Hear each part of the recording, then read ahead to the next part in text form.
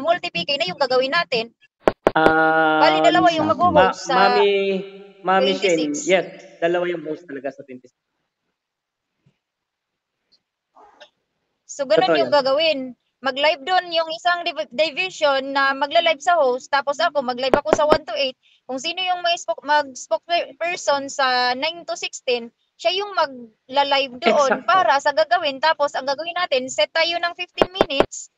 Doon na natin malalaman kung sino yung mananalo. Kapag mananalo ang Division 1, sila yung lahat yung panalo. Kung mananalo naman doon sa Division 2, lahat sila panalo. Exacto. Wala ng department ang ano doon na mananalo. Para walang bias ni yung guardian ng Division 2, siya ang magbabantay sa Division 1. Yung representative ng Division 1, siya naman ang magbabantay sa Division 2. Siya yung magpapapigay. Para across the representative. Siya yung mag-ano doon. Siya yung mag-host doon. Kasi gagawin natin, di naman tayo mag-ano dyan eh. Di naman tayo magpapaoras kasi nakaset na yan ng 15 minutes talaga. Okay. So at least aware tayo sa ating mga meeting, Dad, isa pa ako, Dad. Yes, Dad. Go ahead po. Dad, isa pa ako, Dad. Labas muna ako sa PK natin. About 1 and 2 division. So, mangyayari sa atin pala, magiging dalawa si TFT. Kasi actually, para sa akin, Dad, nakita ko lang, Dad, yung ano, yes, Dad. Ito, Dad, sa akin lang, hindi ko naman siya, kumbaga, napag-aralan ko lang habang nakikinig ko kanina. Parang, na-side ko lang. Where is the unity? Sabi ko nga, inisip ko nga doon. Pero, sinabi nyo nga, andun pa rin yung unity, hindi pa rin mawawala. Pero, in the tandem sa the boys na maglalaban-laban, I don't like laban-laban. May point ka doon. Yung PK na yan, it's a battle. Dad. It's a battle of traditional naman yan. Yes. Hindi natin yan porket doon tayo nakapokus from PK. Kasi alam mo, pag nagkaroon tayo ng mga ganyan or nandun tayo sa... Ganun din naman kahit may batch 1, batch 2, ganun pa rin ang nangyayari. Pero, like for example, kapag halimbawa yung sinasabi natin, magkakaroon ng TFT1 at TFT2, it's no problem, even though magkaroon tayo ng TFT13 or TFT, andun pa rin ang salita at meaning ng True Friends Together. Kasi ang pinupoint lang natin dito, mas pinapaliit lang natin yung kwarto para ma-arrange natin ng maayos yung bawat bakit ako nag-suggest ng ganyan, guys? It's not all about PK. It's all about sa pagtatayo ng isang department na minsan may department na nagpapatawag tayo ng meeting na hindi nakiki-operate. Na mga crown leader na meron dong bulok, na meron namang hindi bulok. So, sinong magsisettle nun? Mahirap isettle ng elite kasi ang dami natin. We have 16 department. Libo-libong members ang meron ang TFT family. At meron tayong 1,000 something team na binubuo or 1,000 plus na grupo na binubuo. Kung halimbawa hahatiin natin yan sa dalawa, mas maganda, pero walang pinagkaiba yon sa tinatawag nating division or TFT1 or TFT2. Walang pinagkaiba doon kasi meron tayong department at meron tayong kauna-unahang pangalan na pinaghahawakan tulad na lang ng True Friends Together. Walang nabago sa ating mga tinatawag na implementation. System, walang nabago. Rules and regulation, walang nabago. Yung pinupoint lang may point ka ron, Daddy Ton, kasi alam ko baka dumating sa point na ganon. Kapag sa mga PK, may ganon talaga. Traditional natin yan, event natin traditional. Event, may ganon talaga. Pero yung talagang hinahangad natin na TFT family at yung ating talagang tinatawag na programa at propaganda, walang pagbabago. Kaya yun pa rin ang bubuhin natin. Sabi ko nga, nagdagdag lang tayo ng suggestion ngayon, sistema, kasi 6 years na tayo eh. You can imagine na sa 6 years natin, up and down pa rin. Hindi naman natin to sinasabi na kapag ito hindi nag-function, itutuloy pa rin natin. Try and error, sabi nga natin. At higit sa lahat, kung hindi man maging okay yan, another pagpaplano naman natin at pag-uusapan nating lahat. It's because andito tayo, kaya nga dinadaan natin doon sa maganda at open forum na mas maliwanagan ng lahat. Na mayroong magdi-disagree or mayroong agree, paliwanag natin or hindi natin ipaliwanag. Mahirap na gumawa tayo ng mga desisyon na hindi natin nagagawang pag-usap-usapan nating mga departamento. Lalo't kayo ang may mga hawak ng departamento. One word. Yes, Dad. One more, Dad. Para maging tagumpay ang ating 1 and 2 division. sa ngayon, yes, agree tayo lahat. Pag nag-run yan, babaliwala yan. Dapat gawin natin, we are 1 and 2, dapat lahat ng head founders dyan, lahat we're communicating. Meron silang komunikasyon sa bawat isa. Hindi lang yung porket bumagsak yung sa ganito, hayaan na natin. Kasi, yung iba kasi, nagpapatagilisan ng Actually, Dad, technique. Hindi siya nagbibigayan. Kaya natin Dapat ganun, Dad. Kaya ganun ang ginawa natin yon. It because Diba? para Suggestion ko na lang yun. yung sinabi mo na yon, kasi ganyan na yung nangyayari sa atin ngayon sa 1 to 16 eh. Kung alin yan lang yung malakas, yun na lang yung malakas. Yes, I know. Pero kung ito yung nagagawa natin ng Yun. unity, magkakaroon tayo ng pagkakaisa, every division. Sigurado naman ako sa 9 to 16 division is automatic magkakaisa kayo. Naintindihan niyo ba yun? Yes. Ganon din naman sa 1 to 8 division eh. Yes. Magkakaisa pa rin yan. Kasi alam mo kung bakit? Bibigyan ko na kayo ng ma-aware kayo. Ang isang division ay 8 slot. Walang pinagbago. Ang isang division sa 9 to 16, 8 slot, wala pa rin pinagbago. Kung lumubog yan, lubog yan. Kung lumubog si 1 division, lubog yan. Pero nandun pa rin yung tinatawag nating stable pa rin si True Friends Together, it because andun pa rin tayo sa tinatawag nating 8 slot, 8 teams, 8 branches, 8 department. Pero kung magiging malakas yan pareho, sisiguraduhin ko sa inyo na hindi na tayo talaga yan yung sinasabi ni Daddy Doc na kapag lahat na tayo ay malalakas na at pantay-pantay na ang lahat, sigurado, unstoppable na tayo. Yes, go ahead.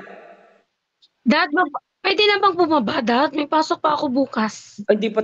Oh, pwede naman ikaw, Pinalis na Mami B friend. Pwede mo bakit si Mami B? Kasi meron, ano pa lang to? Isang topic pa lang itong pinag-uusapan natin. Let's go, Mi. Pwede ka na bumaba. May pasok ka bukas. Oo, may pasok pa kasi ako bukas. Teacher yan, guys. Sige, sige. Pagpasensya Salamat, nyo na. Pag Dad. mga teacher, ganun talaga yan. Salamat. Ginagalang yan. Oh, yes, Daddy True. Hello, Dad. Yes, Dad. Okay, so doon tayo sa nandun na tayo na okay na yung division natin, no? Division 2. Ngayon po, Dad, ang isang purpose dito, kailangan magtulungan. Yung 1 to 8. Tama po ba? Yes. Eksakto. Ngayon po, mayroon tayong kalakaran. Kailangan tumaan mo na sa akin. Nag-iiko naman kayo, mag-mute yung isa, di kong gugulo yan. Oh, yan. Let's go. Okay, so, ayan. So, halimbawa, Dad, nagtutulungan kaming mga founder. Kailangan pa ba, halimbawa, mayroon akong ilagay sa Department 7. Kailangan pa bang dumaan ng apila sa'yo? O dumaan sa elite para po may ilalagay kami doon? Okay. Maganda yan. Okay. Yung ganyang sistema, Daddy, is meron tayong tinatawag na spokesperson, di ba? Kung ano yung mapapagkasunduan ng 8 department, yung spokesperson na yun, doon nyo lang siya i-update. Kasi hindi naman kayo gagawa ng ikakasama ng inyong division. Isa yon. So, meaning to say, kapag gumawa kayo ng ganun, Dad, hindi nyo na kailangan magpapila sa akin kasi meron kayong spokesperson na doon, pinagmimitingan pati yan, Dad eh. Hindi basta tayo naglalagay. Pinagmimitingan natin yan ng 8 department sa isang division. Kung okay, agree ba ang lahat o di kaya naman aware ang lahat para mayroon tayong tinatawag na transparency. May proper communication ang bawat head founder ng isang division. Yes, Dad. Meron ba? Okay, Dad. So, kung ganun po, Dad, ay which is nakikita ko naman na kung ano yung naging purpose nyo, bakit ginawa nyong division, ang bawat departments, ay sabi nga natin ay dry run natin to, and then we will see kung ano po yung mga karagdagan pa na dapat i-correct o ano po ba ang magiging ano. So sa akin naman wala pong problema. So I agree po. Okay, maraming salamat, Daddy DJ. Next, Daddy Drew or Daddy Doc? Kayong dalawa, di ko alam kung ano yung sasabihin. Daddy Drew muna, Daddy Drew. Let's go, Dad. Okay. Ayan, narinig ba ako? Yes, Dad. summarize na to Okay, ayan, naintindihan ko na po, no? Thank you so much po sa ang tanong talaga na maganda yung kay Didijiken pagdating sa pilahan. Kaya thank you so much sa Didijiken. Talagang ma-dry run to ng mabuti yung gusto nyo sa Division 1 at saka sa Division 2 kasi mayroon na pong spokesperson na elite para sa Division 1 at saka sa Division 2. Okay, ito yung pong tinatawag nating division. No? Bawat division, mga membro po dyan nakakinig, ay mayroon pong spokesperson na elite po doon. Pag sinabing spokesperson, siya po ang makipag-communicate sa bawat department na kung ano yung mga propaganda at mga events natin sa TFT kasama na po yung Team PK. At kasama na po yan sa paglago ng isang department, lalo po ang department po, pag may masiro, ay pagtutulungan o pagkausapan ng bawat Division 1 kasama ang spokesperson na elite kung paano tulungan ang nawalang department. Okay, kasi lahat naman ng mga desisyon natin dito sa TFT, wala pong desisyon tayo na hindi maganda. Maganda po. Lahat ginawa na, pero may mga membro talaga na lahat ginawa mo na pero hindi pa sapat. Okay? Kumbaga, ang problema po minsan nasa tao na kasi lahat naman kasi ng mga desisyon natin napakaganda po. Ginagawa po natin yan kung anong gusto ng mga department natin. Department 9 to Department 16, nakikita ko ang gagaling at ang gaganda at gagwapo po ng mga head founder. Siguro wala akong masabi dyan. Maliban na lang kung masaktan si Daddy Ton at saka si Mami Jai, si Daddy Doc, si Daddy Pakay. Nakikita ko napaka-strong nila. Sana po walang awayan or walang iwanan po tayo. Yung lahat ng mga bagay na gusto natin ngayon, sabihin nyo kung anong gusto nyo negatibo, pero titingin tayo sa positibo. Kaya sinabi ko na nga, diba, wala po tayong ginawa na tapat, kundi kulang pa sa iba kasi hindi pa sapat. Okay, pero yun lang, ang bawat division po yan, mayroon pong spokesperson na elite doon. Lahat ng mga events natin, halimbawa, Department 1 to Department 8 na wala sa Department 7, sabi nga ni Daddy James, ay mapag-usapan ng Department 1 to 8 na mabilis ang communicate na saan na si ganito, nasaan si ganito, advance na po tayo kasi magko-communicate po yung spokesperson doon para pagdating sa mga event ay talagang naka-intrigada. Kagaya po ni kasama ni Mami Best Friend, nawala po siya pero alam na po ng Department 4 na pag mawala po si Mami Mai kasi busy po siya, mayroon pong reserva kasi nagpag-communicate na po ang 1 to 8 sa kung ano po ang gagawin nila sa general meeting ngayon natin kay Daddy James. Yun po ang gawain po. Wala pong may nagbago sa kagalingan ng bawat department. Ang dinagdag lang po natin, sabi nga natin, mapa 6 years na po tayo, may mga bagay tayong gagawin na kailangan nating pasukin kasi alam naman natin lahat ng mga desisyon natin magaganda. Kaya sana po sa mga nakakaintindi po ng bawat membro, no, hindi ibig sabihin na pampalakasan. Pagdating sa PK naman talaga, palakasan naman talaga yan kasi kasama na po yan sa paglago ng pagiging host ng mga nakasali po dyan para makakuha po sila. Okay lang po yan. Magbagsak kayo ng isang dragon, yate, ikakayaman po yan ng TFT at ikakayaman po yan ng binagsakan, di ba? Sino po ba yung di ba? Sabi ko, palakasan na PK. Sige, bagsakan ako. Kapag binagsakan ako, sino ba yung makakaroon? Siyempre, TFT pa rin. Kapatid pa rin natin TFT yung yumaman doon. Kaya walang problema yan. Pagdating sa PK, papalakasan tayo, Division 1, Division 2, kung sino malakas, palakasan, walang problema, napaganda po yan. Kasi lahat naman po yan ng mga ibang grupo, kasi minsan umaalis sila kasi sa palagay nila na hindi malakas sa Beans. Pero kung malakas naman pala ang TFT sa Beans, why not? Babalik po yan sila. Kaya kasama din po yan sa pagiging mga host natin. Kaya Division 1, Division 2, good luck na lang sa pag-uusap ninyo kung anong maganda. Pero ang isang suggestion ko dyan, kung saan po sila mag-communicate.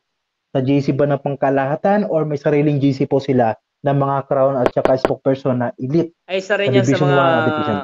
Isa rin yan sa magandang tanong, no? Yung, about naman doon, before natin sagutin yung kay Daddy Drew na yan, yung mga umalis na naggrupo, yung apila, walang pagbabago yun, Daddy Division. Magkabukod yung sinabi ni Daddy Dijigan kanina, kung maglalagay daw siya ng tao ng TFT7, mag-aapi pa pala raw, hindi na po. Pero yung tinatawag nating nagsipag-alisan, nagdama, na hindi tatanggapin, yun po ay talagang sa akin, wala pong nagbago. Baka mamaya may nagbago. Ang ganda pa rin ng sistema natin. Walang nagbago. Kailangan pa rin mag-aapila yan. Bakit? Hindi basta ako guys nagpapalagay talaga ng mga ng iiwan, ang higit di ko yan pinupukpok ng mga salita. At saka higit sa lahat. Sasagutin ko muna, Daddy Doc, yung kay Daddy Drew, about doon sa before kita magbigyan. Doon sa sinasabi ni Daddy Doc, magandang tanong yun. Ano ba ang mangyayari? Magkakaroon ba na ng 1 to 8 GC department? Or tatanggalin natin yung 1 to 16 department GC? Kayo naman tatanong, hindi pa natin napapag-usapan to. Kasi yung ganda ng tanong natin. Hindi bakit nyo tatanggalin yung hindi na wala ng communication yung buong departamento? Hindi naman ibig sabihin nun na ginawa nyo ng division. Wala nang karapatan yung buong division na magkakaisa. Para at least updated yung Division 1 sa Division 2, Division 2 sa Division 1. Okay. Updated pa rin. Sorry. Kumbaga, ibang event na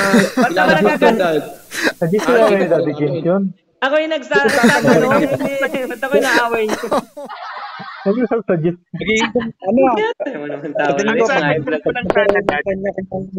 Suggest ko lang para maiwasan naman yung commotion sa Capcom Crowns. Kasi halimbawa, sa isang department, Crowns ang naging problema. Sana hindi Crowns ang makikialam dun sa department na inalisan ng Crowns. Ipadaan natin sa representative natin para siyang kumausap doon sa elite na humahawak na guardians nung department na yun. Kasi kung magiging magulo yan. Yes, Daddy Rescue. Okay.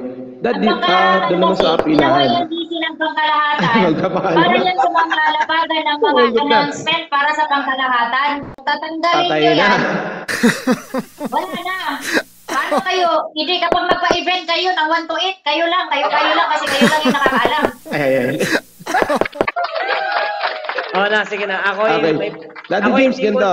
Daddy Rescue, ikaw na. Daddy James. Let's go, Daddy Rescue. Daddy James, napapunta tayo doon sa apilahan. Di ba yung apilahan natin is, halimbawa, nang galing sa Department 2, napapunta agad sa Department 6. Di ba dapat ang, aapilan muna sa'yo bago siya magpunta sa Department 6? Wala pong nagbago. Kasi nakita ko, nasa Department 6 na agad eh. Wala pong nagbago. Kaso hindi pa naapila. Yung sinasabi ni Daddy DJ Ken, yung pagpupusa na ilalagay. Yung sinasabi ni Daddy DJ Ken, yung ilalagay, yung napag-usapan ninyo, ay, tao ko to, ilalagay ko to sa ganyan kasi kailangan natin si ganito. Yung apilahan, automatic na apila sa akin yan. Yung napunta sa Department 1, napunta sa Department 6, is aapila po yan. Hindi pwede nyo na kunin yan ng walang apila, tanggalin nyo na yung tao na yan, kung sino man yan. Kaso nagkaroon nga ng name tag. Nagkaroon ng name tag sa Department 6. Ito po ang nangyari. Na hindi pa umaapila sa'yo. Ikwento ko lang. Tumawag sa akin si Papa Dan. Tinanggal daw siya ng TFT16 na si Mami Dimple. Kwento ko lang Sabi ko sa kanya, ano ang dahilan? Dad, gusto ko sanang tinanggap ko si ganito, gusto ko sanang ibartulina, ako ang magdidisiplina. Sabi ko, Dad, mali ka. Bakit mo tinanggap yung tao na hindi umapila? Pangalawa, masisira ang pangalan ng Department of TFT16. Pangatlo, yung tinatawag na isinasakripisyo mo ang sarili mong posisyon at ikaw mismo kesa sa ikagaganda ng ikakarami. Kaya ako nausap ko siya kahapon. Yun ang totoo. Ayan si Papa Dan sa baba. Kasi may iyak-iyak siya doon, tinanggal daw siya. Sabi ko, pumunta ka kay Mami Dimple, humingi ka ng sorry doon, pero kung ayaw mo, dahil gusto mong panindigan na kaya mong bartulina yung tao, ay di magsulo kayong dalawa. Yes, Daddy Rescue, ikaw naman.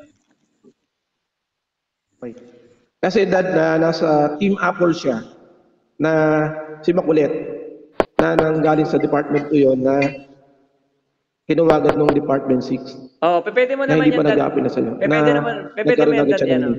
Pwede mo yan, Dad, i-direct mo sa akin. Yung mga ganyan, guys, i-direct nyo sa akin ng message. Ako na ang bahalang maglapag para hindi na kayo makilala kung sino yung halimbawa, nagtatanong kung magsabi. Kasi ayaw ko magkaroon kayo ng tinatawag na gap sa every department Kaya kung mayroon kayong problema na ganyan, PM is the key. Ako nang bahalang maglapag doon.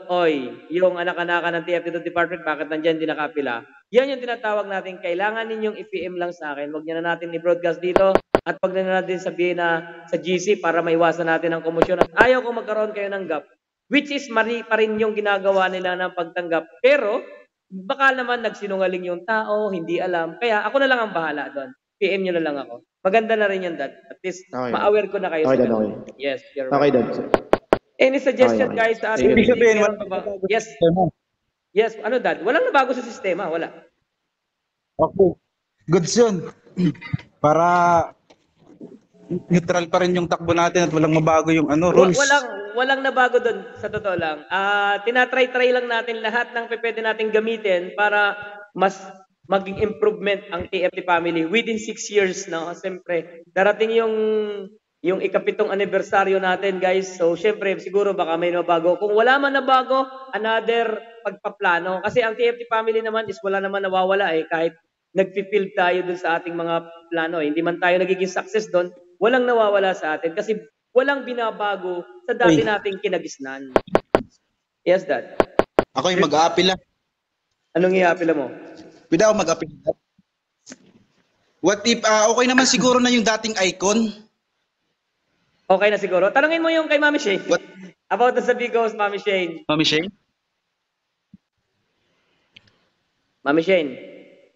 Uy. Shin Love. Ay, sana ulit. Ano? Hanggang dito Kako, na lang po ang baka record. okay naman